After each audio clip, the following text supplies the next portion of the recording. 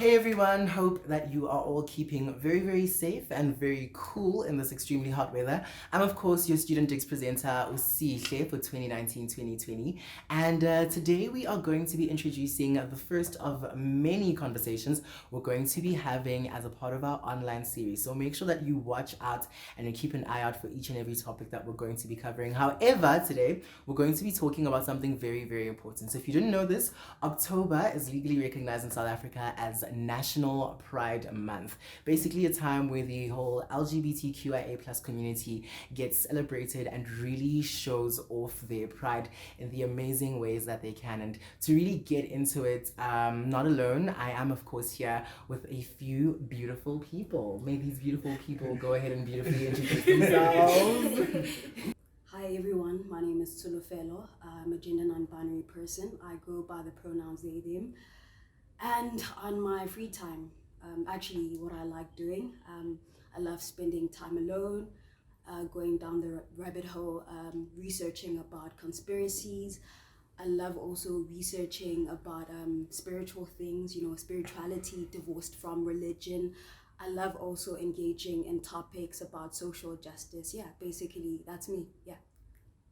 Hello everybody, my name is Klengiwe Mia and I am a queer woman. My preferred pronouns are she, her, and I am an unprofessional adult, still trying out this adulting thing called wowza. Yeah, and I'm a student. I'm a student and I live for TikTok and anything funny, and I love YouTube documentaries. Hi everyone, my name is Conservation Clamorans. I'm joking. My name is Zonke Sibanda. I'm also known as Mazo. I go by the pronouns he, him. I'm a dancer, a content creator, and I'm also a student at Wits University studying education. I'm happy to be here. Thank you guys so much for pulling up and coming through. You all look so great. Thank you so much. I just love, like, everyone is so different. There's variety, giddy spice, giddy colors. And that's actually what we're talking about today. We're talking about colors, or the rainbow, or basically everything to do with Pride Month. Now, obviously, we would be having a really big parade. People would be marching, but then a big part of it has had to be done online now because of COVID-19 and just the whole pandemic. And I don't know about you guys, but personally for me, this year has been one for a lot of reflection, right? I think we've all had a lot of time to sit on our own and just think about a bunch of things that are going on. And in so doing, or keeping with the same spirit of reflection during Pride Month, I was like, I feel like this really is a chance to get into what Pride Month or Pride really is all about. I think for most of us, I know when I started going to Pride, it was just about a party with my people and being seen by Mang Mang, having that grand vibe. And I think later on, probably somewhere as late as last year or the year before that, I was like, there's actually a whole purpose behind this thing. And there's a whole message behind this thing. So I think before we actually get into the nitty-gritties, I want to ask you guys, what exactly does pride mean to each of you specifically? Tulu? Pride really means a lot. Like when I started going to Pride, like it was the most amazing thing, because obviously living in a world and being queer and always being taught that like there's something wrong with you. And just going to Pride there's that affirming space, and you just see your people there, happy, like you're flaunting, you being yourself, so for me, like being there, it's an affirming space, and it's about celebrating yourself, and it's to say, I mean, we live in a fucked up society where like you constantly have to hide yourself as a queer person, right? But regardless of that, like we have a space where you can celebrate yourself, right? And also obviously, as much as we are where we are as a country and there's a lot of shit that is happening, I mean, there's the murder of and rape of black lesbians. I mean, there's a lot of violence that we experience as queer people, right? But I feel like we've progressed, and that's why we even have pride.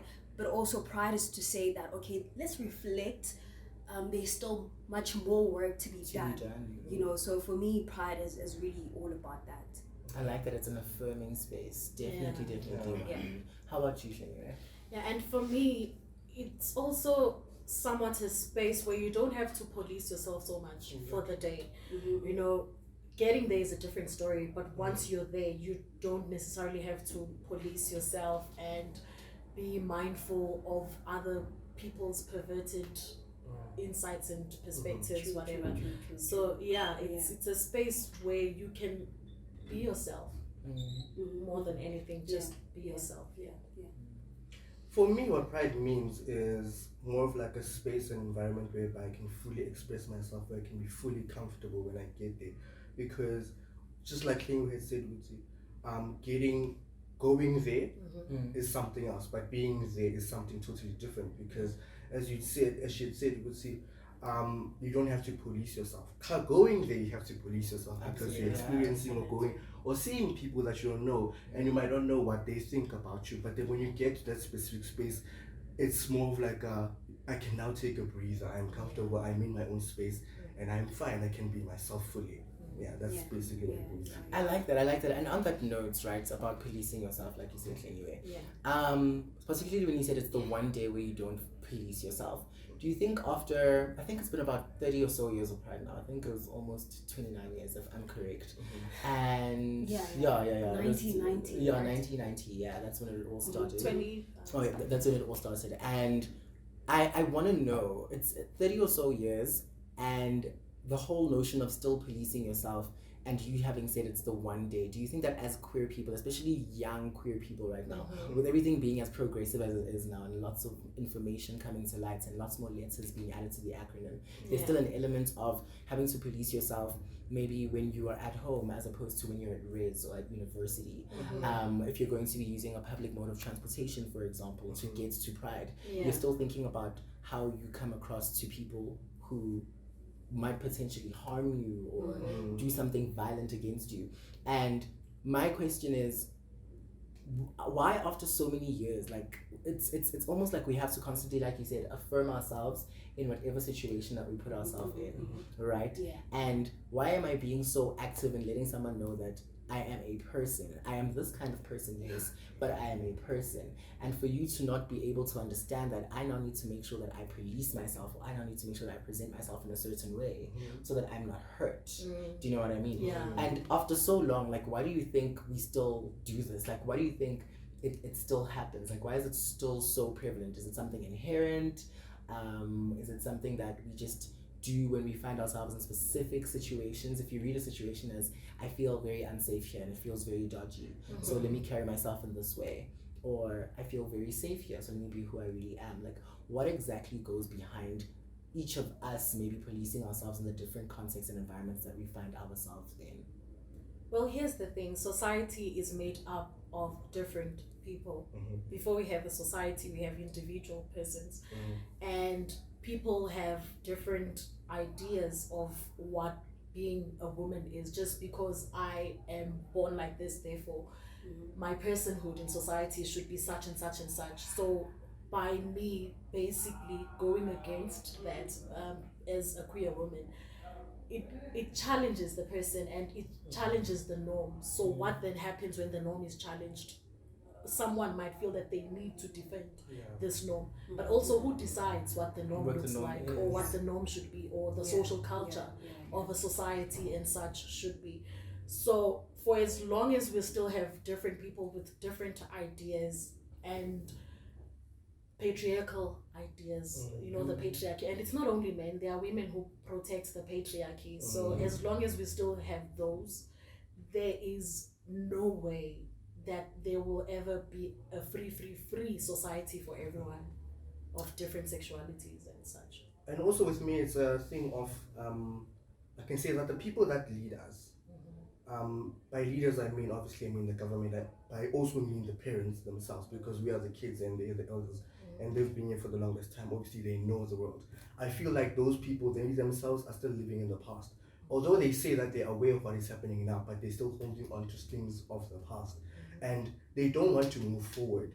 And honestly, I don't understand this whole thing of having to try and make them understand who we are. They're supposed to know who we are. We're not supposed to be explaining ourselves.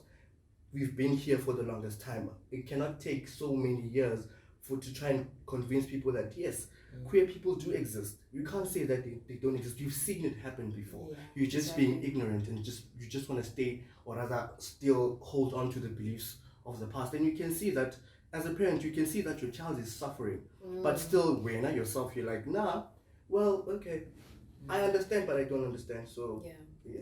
And a lot of people hold on to this idea that like being queer as an African, right? But like if you actually look at society, the pre-colonial times, you know, like African societies, you know, like queer people were there. They were accepted. It was something that was not abnormal, you know, like, so I feel like also like we really need to reflect and also go back to that history, you know, of that. Because I mean, a lot of people say, I mean, this whole un-African thing, I mean, there's a lot of things that are openly accepted in today's society or African societies that wouldn't be considered African, but why is it different when it comes to being queer? Like, it really doesn't make sense, like, you know. I think also just getting back to the point about it being something systematic, especially with the whole notion of patriarchy, people will always have a very difficult time letting go of something that serves them, especially if it's an ideology that's very dominant in society as of right now. The reason why I feel like a lot of people are struggling to let go or disinvest from patriarchy in totality is because they still benefit from the privileges of being male. They still benefit from the privileges that subscribing to this way of thinking gives to them, and the power that it gives them over marginalized people, such as queer people. And the thing is, with these ideologies, they are an ideology and they have fundamental tenets. And they often say you cannot be this way and be this way. So you cannot be a patriarch, or you cannot be a black person, or you cannot be a black man and identify as gay, or you cannot be a black woman and identify as queer. So it's that shift, even with people saying that they are as progressive as they are. Like you said, our leadership needs to change. Obviously, with a lot of cries for inclusion and just the freedom of marginalized bodies in society overall, they make those sanitary changes, I would say, those pacifiers, you know, when they say something as a pacifying effect, just to really not fix the problem but quieten it down for some issue. And you hype it up by saying, but this is what we're doing as the government, this is what we're doing as a people. But how many queer initiatives would you say you have when it comes to safe spaces such as gender neutral bathrooms, for example, when it comes to safe spaces such as Pride, and why Pride needs to have such a heavy police presence? It speaks to the threat that these people who are coming together to celebrate and affirm each other and affirm who they are still face in society. You'll find a lot of the time when you go to a Pride march that there are people on the sidelines waving a Bible at you and shouting and cursing and doing all these things. And it's funny because speaking on that whole religious thing, we're all sinners, as whatever religion someone may ascribe to says, right?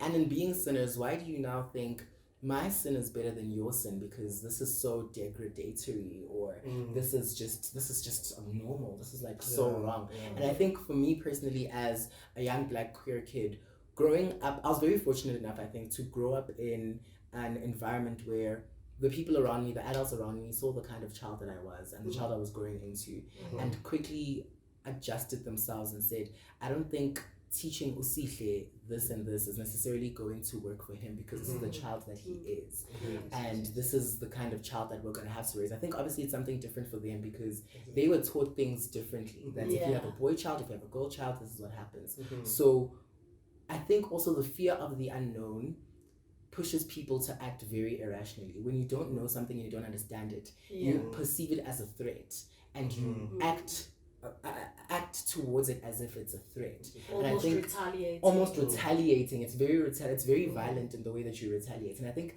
that's where a big part of the tension between our families and who we are for a lot of young black queer kids comes from. Okay, this is how you are, but let's not acknowledge it. This is how you are, but let's not talk about it. This is how you are, but don't put it in my face. I don't understand that. Like, I don't get it. Like, why am I being accepted to a certain extent, but still living within a margin of as long as we don't bring it up at home, as long as I don't dress a certain way, as long as I don't act a certain way.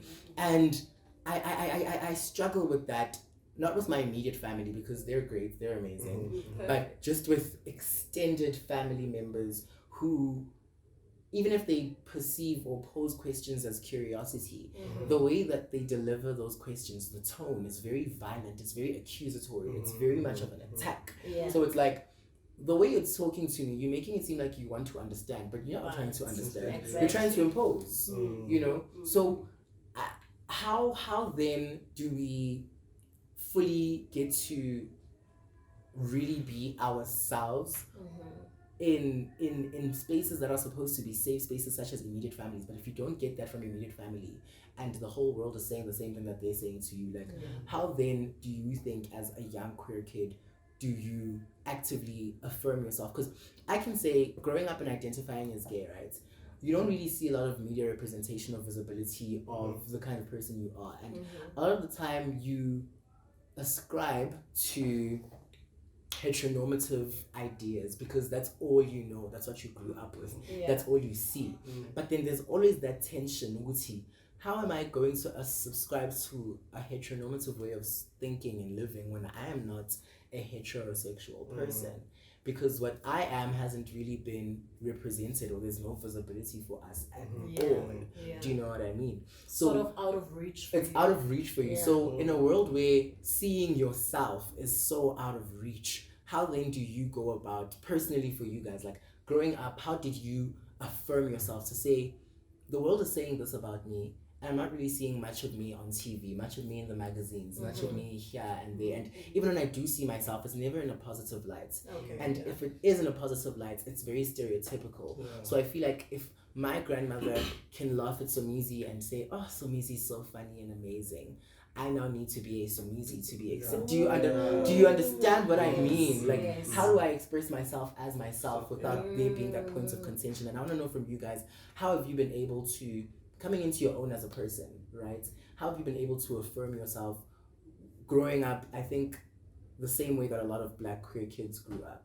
You know, if you did have a good, like, different experience, like, what was that like? Do you know what I mean? Like, how did that work for you? Anyone?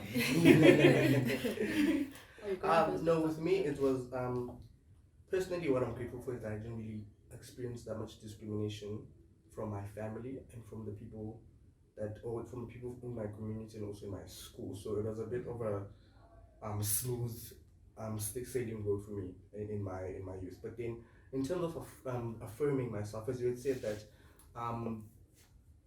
some of us will have to try and be like other people that the straight people accept in order for us to be accepted by them. It's something that I think I struggled with when I was young, but then I only kind of got out of it when I grew.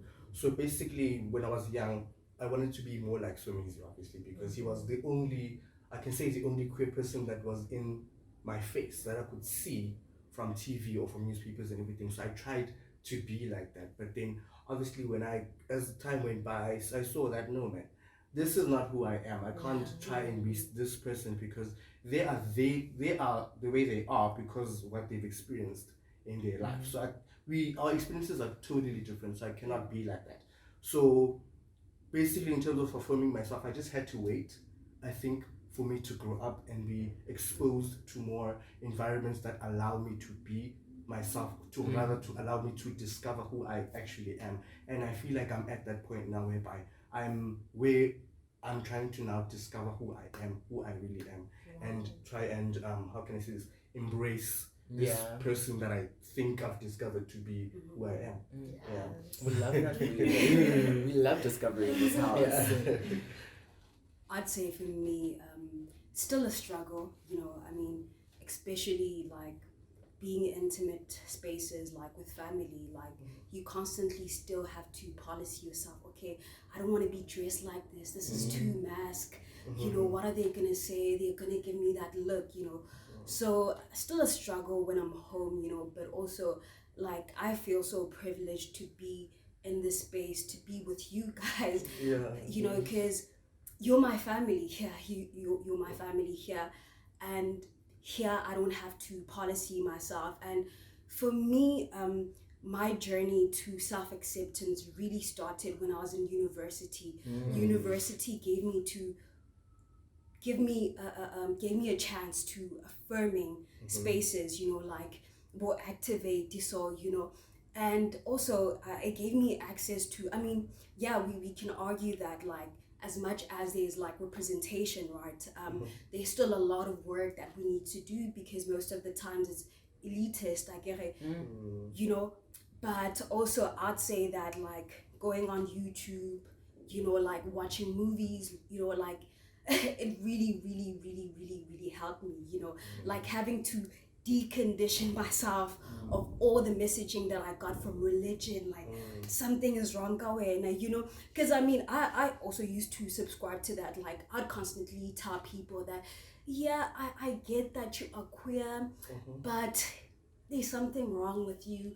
You need to pray it away. So I internalized all of that messaging, so it really took a long time for me to come to that point to be like there's nothing wrong with me, and being in queer spaces has been a good part of yeah, exactly, So I think I was very fortunate and privileged in the sense that I realized at a very young age that coming out as a queer person in the place where I grew up in, there was a lot of performance that was required from you. So it had to be performative. I already had gay cousins and gay neighbors, and they were only tolerated only when they subscribed to what everyone else thinks a gay person should behave. When my one cousin Utsala would come and cook at home, wear a skirt, they'd be like, "Hey, Utsala, pega chomi," not necessarily accepting him for who he really is, but only when he can help or does things, or does things that they feel are good enough for them and such.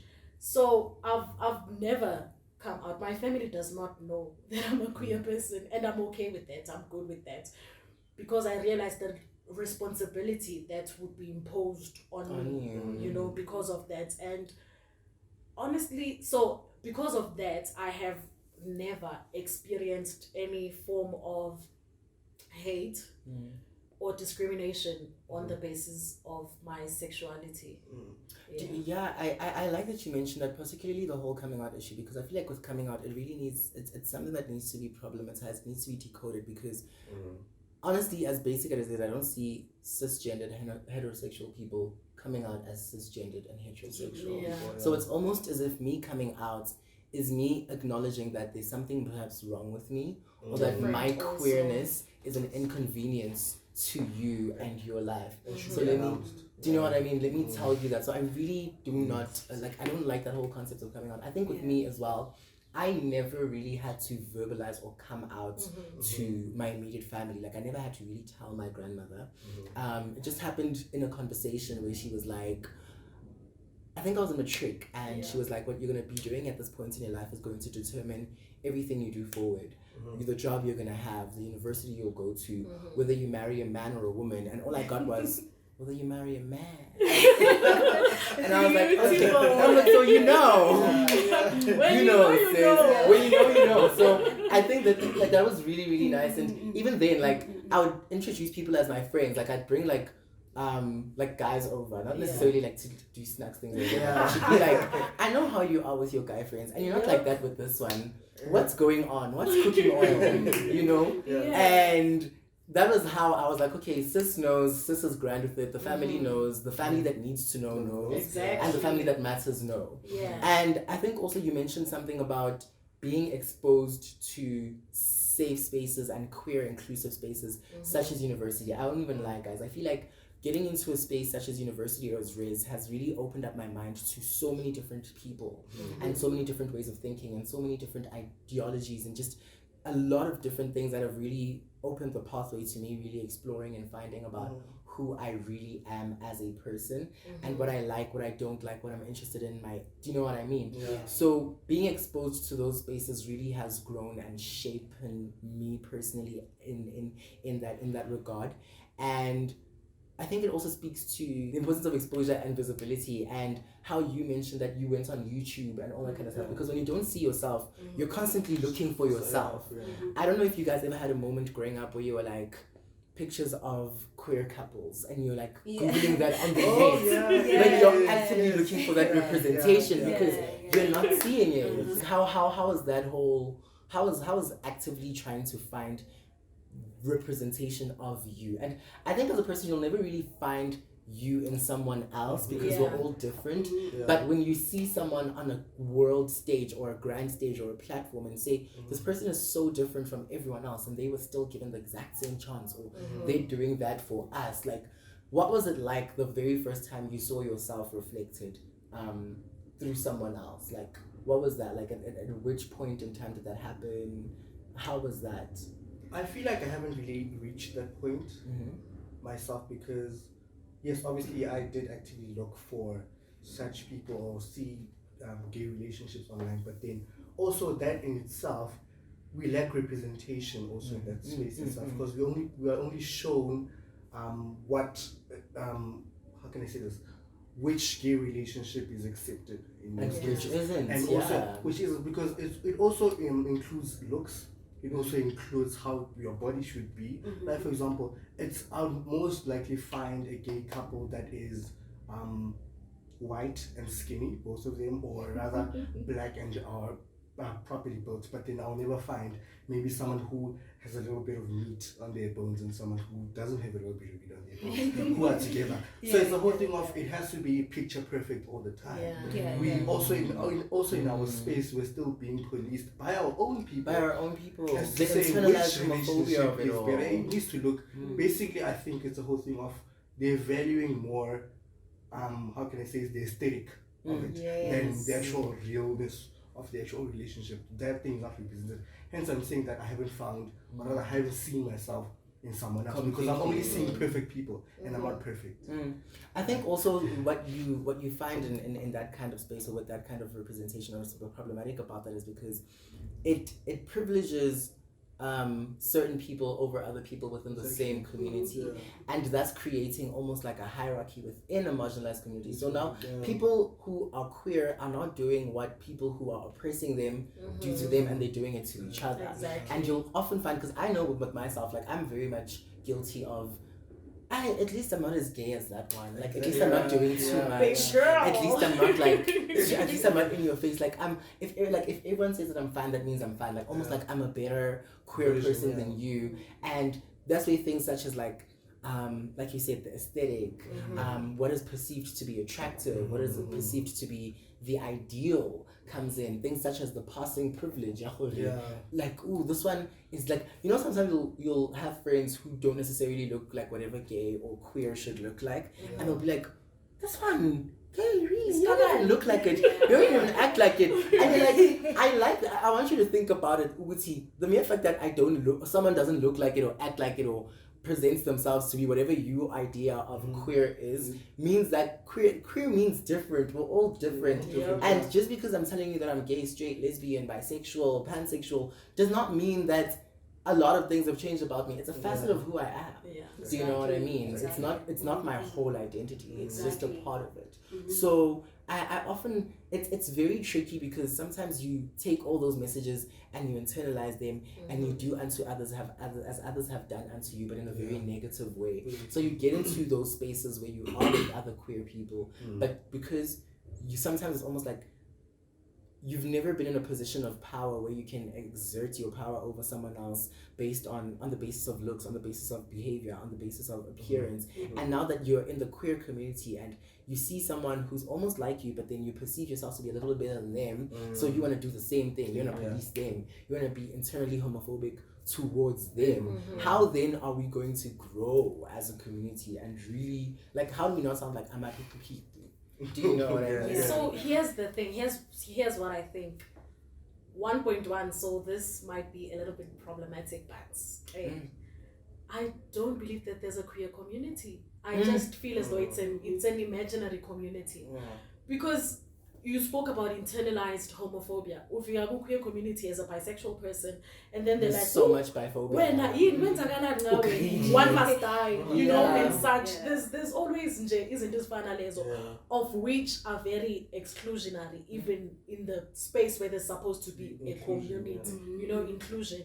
Yeah. And then the other thing is just to build up on what Uzonke said earlier before you just added. Uguti. So for me, again, growing up, I never felt out of place. I suppose because I already had a family that was, I wouldn't say accepting, because it's not like I was like, hey, I'm gay, so do what, dala what you must, or whatever. But also, why did I just do that? That's problematic. So yeah, as I was saying, I think most importantly, it all starts within you. I know it's cliche and such, but when you are able, and let me say I'm speaking from a privileged point of view or privileged context, like I shared before, which I've never experienced oppression firsthand or directly. But anyways, it starts from within yourself, knowing that you're a queer person and you being comfortable in your own skin, knowing that you loving a person of any sexuality or any race and such is your own business. Like if your person is in your business, like don't do that. You in my business, don't. I like that. So in closing, right, I want to ask you guys, just based on a point you made earlier, when you said that you feel like it's an imagined community, how do you think going forward we can either strengthen and grow the community so it can be a lot better for each other, and just we can really shake things up? Like, how do we do that as people? Or if there's literally no community at all, how do we then go about forging that amongst ourselves, forging that safe space, even something as small as us as like our queer Digz community or whatever? Like, how do we then go about really coming together, not just in one day, in 1 month, but really keeping the same energy throughout? Difficult, right? Yeah. Because it's almost like I'm talking about something that's not exactly existing. Do you know what I mean? And the ways in which we come together are very passive or very much non-substantial. And I don't want to say that there's nothing unsubstantial about partying or grooving or lunch dates, but how do we then have more conversations such as these ones? How do we then not only expand other people's worldviews, but having an exchange and a dialogue of ideas and knowledge that make you think about yourself, and how even as a queer person, you may have marginalized another queer person, or how do we then go about just creating a space where there's a sharing of ideas, there's a dialogue, there's that sharing of knowledge, and with a very positive outcome? It starts with us, honestly. I think our mistake comes with us wanting it to be a whole big thing with the whole queer community and such. But it honestly just the four of us like this, and more people who are here at Digz or our other queer friends. If we are honest when we are on our own like this, we are honest, we have honest conversations and confrontations also, because you could be problematic as my friend and I don't tell you because you're my friend. So that's where it starts. Just see for we are a community, we don't need more people, but if they are, then it's good. But that's where we just need to start, just here. And also, sorry, you spoke about the worldview, educating other people. I am not against that, but I am also not advocating for that, because if we have not dealt with certain things ourselves, then how then does it turn out when we include other people who are completely clueless? With me, I can say that obviously the one thing I feel like we can be able to create a more of like a proper, I can't say proper, but like more of like a community within ourselves, is more focus more on becoming role models for the next generation, because those kids are looking up to us. And if we do not show them how can I say this? If we don't show them how to be inclusive and how to be understanding and how to be good to other people, they themselves will follow a different path, and we don't want them to follow a different path, because already we followed a different path, and we can see the repercussions like now. And also the whole thing of having to have gatherings for like the queer community, I feel like the concept of those gatherings should also change, because it is more inclined into being like a party, you know, those type of things. Why can it not be something like a get together? We just go maybe to like a restaurant, or go to like a park and just chill there. Something that does not involve intoxication. You know. So yeah. For me, I would say that like it starts with like empathy, right? I mean, yeah, like we were all queer people, right? And like, but we all have like different experiences, right? And like we live in society, right? So as much as I'm queer, right? And I could say that, okay, an example is like a black lesbian woman as compared to a white gay man, right? They're both queer, but being black and also being a woman, right, that just compounds that, you know, the struggles that you're already facing. So I feel like having empathy and putting yourself in other people's shoes, you know, and I think like, I don't know if this was 2009 Joburg Pride, where 1 in 9 protested Joburg Pride. Is like, guys, you know, pride is not what it is anymore. Pride is not what it is anymore. You know, like we have issues. Like you guys are not focusing on the fact that like like black lesbian women are being murdered, are being raped. Like, you know, so for me, I feel like it's all about like intersectionality, and it's all about empathy, like just putting yourself in other people's shoes. You know, so for me, yeah, that. I like that. I think empathy, like Sulu said, and really coming together in different spaces, spaces that encourage communication, spaces that encourage conversation, and really getting each other's POVs and points of perspectives is something that can really, really grow us as a queer community. And something that can really grow us as a community overall is when you guys can share your perspectives in the comments down below. Don't forget to like, and I would say comment. Yeah, do comment. I want to know what you guys are thinking. Subscribe. I'm taking it too far. And share. But yeah, that concludes our very, very first edition of our little conversation corner that we're going to be having quite regularly. So make sure you guys stay tuned to all of our social media pages just to see when the next one is, and maybe you could be a part of it. But for myself and this wonderful, wonderful team, bye everybody. Bye. Bye.